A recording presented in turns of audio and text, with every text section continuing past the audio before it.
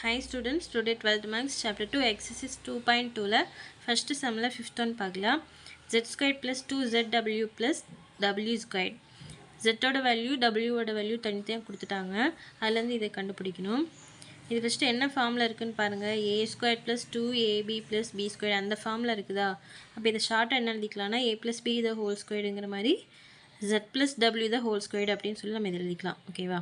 இப்போ Z plus W ஓட value என்னென்னா நம்ம ஃபஸ்ட்டு சம்மில் கண்டுபிடிச்சோம். ஃபஸ்ட்டு சம்மில் பாருங்கள், Z ப்ளஸ் டபிள்யூக்கு என்ன வேல்யூ கண்டுபிடிச்சிருக்கிறோம், 4 ப்ளஸ் ஐன்னு கண்டுபிடிச்சிருக்கிறோமா. ஸோ அந்த வேல்யூ வந்து நம்ம எழுதிக்கலாம், 4 plus I the whole squared அப்படின்னு எழுதிக்கலாம். ஓகேவா? இப்போ இது எல்லாமே ஒரே சம்மில் கொடுத்துட்டாங்க அப்படின்னா நம்ம இந்த மாதிரி எழுதிக்கலாம்.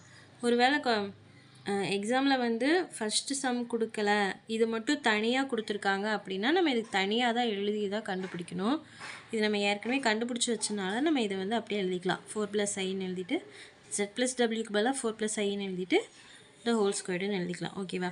அதுக்கப்புறம் இதை வந்து இந்த ஃபார்முலாவில் எழுதிக்கலாம்.